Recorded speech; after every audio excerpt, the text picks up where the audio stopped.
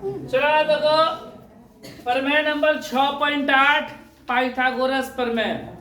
और हम लोग पाइथागोरस सूत्र का उपयोग बहुत पहले से क्लास 7 से ही करते आ रहे हैं। यहाँ पर हम लोग सिद्ध करेंगे पाइथागोरस सूत्र, मतलब पाइथागोरस प्रमेय।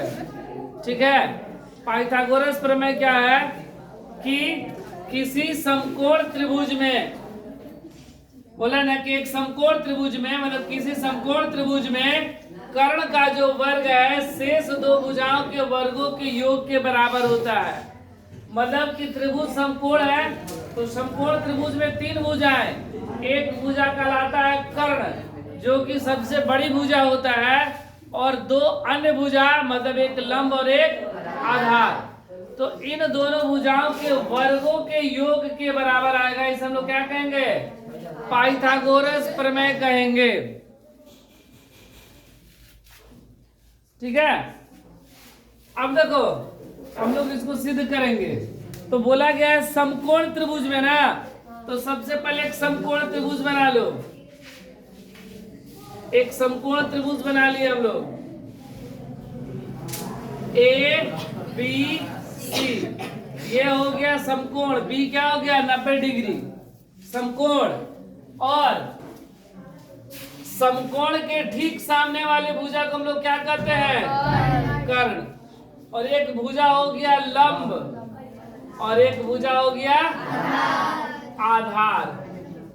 ठीक है, याद रखना कि समकोण के ठीक सामने वाली भुजा कर्ण कहलाता है। ठीक है, और एक भुजा आधार हो गया और एक भुजा लंब। ठीक है ना। अब देखो हम लोग को क्या क्या दिया गया है। सबसे पहले दिया गया है कि ए बी सी एक समकोण त्रिभुज है। समकोण त्रिभुज है, ए बी सी एक समकोण त्रिभुज है जिसमें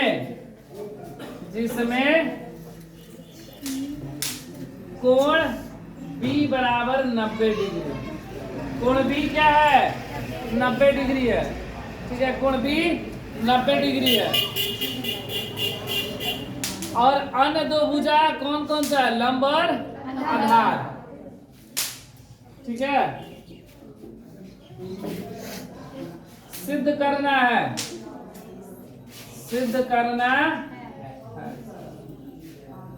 क्या सिद्ध करना है? कि कर्ण का स्क्वायर बराबर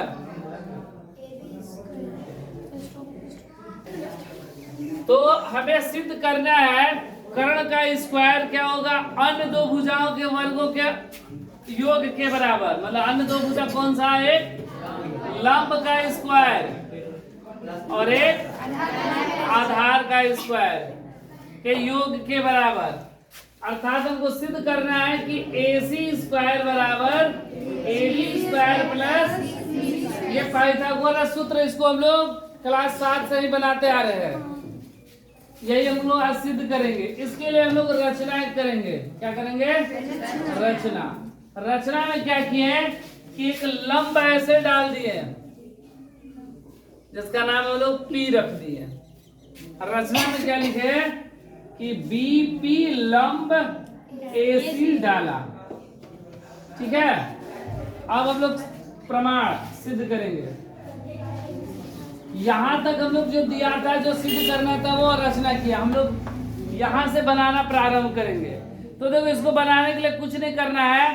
एक बार पूरा बड़ा वाला त्रिभुज ले लेंगे ABC, उसको एक छोटा वाला त्रिभुज ABP को समरूप करेंगे, और दूसरा ले लेंगे फिर एक बड़ा वाला त्रिभुज और नीचे वाले त्रिभुज को समरूप करेंगे, और दोनों त्रिभुज को समरूप करेंगे, मेरा आ जाएगा। तो सबसे पहले हम लोग इसको समरूप कर रहे हैं। ठीक है, तो प्रमाण में त्रिभुज पहले ABC तथा त्रिभुज ये छोटा वाला ले रहे हैं। ठीक है, देखो दोनों में क्या क्या होगा वो लोग कैसे लिखेंगे। देखो इस पूरे बड़े त्रिभुज में B 90 डिग्री है ना, और B कहाँ लिखे? ठीक बीच में। और इस ऊपर त्रिभुज ABP में देखा जाए तो P मेरा 90 डिग्री है, लंब डाले P 90 डिग्री है, इसलिए जहां पर B वहां पर लिखेंगे P। B बीच में इसलिए P बीच में। ठीक है, इस पूरे बड़े त्रिभुज में ए है और इस छोटे त्रिभुज में भी क्या है, ए है। तो जहां पर ए लिखा गया वहीं पर ए लिख देंगे, तो हो गया ए पी और बी इन दोनों में। ठीक है, इन दोनों में देखा जाए तो कोण बी बराबर कोण पी 90 डिग्री और कोण ए बराबर कोण ए उभयनिष्ठ उभयनिष्ठ। ठीक है, तो हो गया ए ए समरूपता, ए समरूपता से त्रिभुज ए बी सी समरूप त्रिभुज ए पी बी। ये दोनों त्रिभुज आपस में क्या हो गए, समरूप। अगर दो त्रिभुज आपस में समरूप होते हैं तो उनकी संगत भुजाएं समानुपाती होता है। ठीक है, अब देखो हमको लाना क्या है, हमको लाना है ए बी स्क्वायर लाना और बी सी स्क्वायर लाना है और एक क्या लाना है, ए सी स्क्वायर।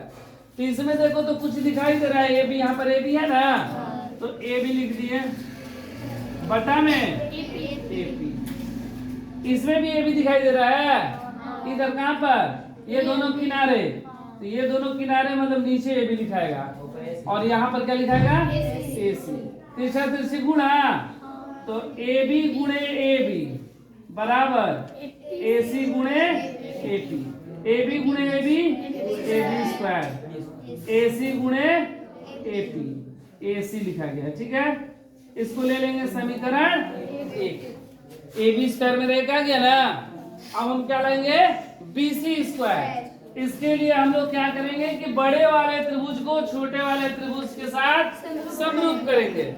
मतलब त्रिभुज एक बार ले लिए ए बी सी तथा त्रिभुज, अब देखो कौन सा लेंगे, बी मेरा इसमें 90 डिग्री, इसमें पी 90 डिग्री, बी की जगह पे पी मतलब बीच में, सी इस छोटे त्रिभुज में सी है और बड़े त्रिभुज में भी सी है, तो सी और सी क्या हो जाएगा, उभयनिष्ठ। सी किनारे इसलिए सी किनारे, तो हो गया सी हो गया पी हो गया, क्या बच गया, बी हो गया ना। तो यहाँ पर क्या हो जाएगा, कोण बी बराबर कोण पी, कैसे 90 डिग्री। उसके बाद कोण सी बराबर कोण उभयनिष्ठ, उभयनिष्ठ जिसको इंग्लिश में कॉमन ना, ए समरूपता से, ए समरूपता से त्रिभुज ए बी सी समरूप त्रिभुज बी पी सी। ये दो त्रिभुज समरूप, अगर त्रिभुज समरूप तो उनकी संगत भुजाएं समानुपाती। तो यहाँ पर देखो ए बी आ गया, अब हमको क्या लेना है, बी सी लाना है। तो बी सी देखो यहाँ पर है, ये दोनों किनारे बी सी इधर बटा में बी सी, यहाँ पर बी सी ये दोनों किनारे ए सी। तीसरा तिरछी गुणा, तो बी सी गुणे बी सी बराबर ए सी गुणे बी सी, तो बी सी स्क्वायर बराबर ए सी गुणे बी सी। समीकरण 2। अब क्या करेंगे कि दोनों समीकरणों को हम लोग जोड़ देंगे। जैसे ही जोड़ेंगे तो A B square plus B C square, A B square plus B C square आ जाएगा, RHS आ जाएगा ना। तो इसलिए समीकरण 1 तथा 2 को जोड़ने पर, समीकरण 1 तथा 2 को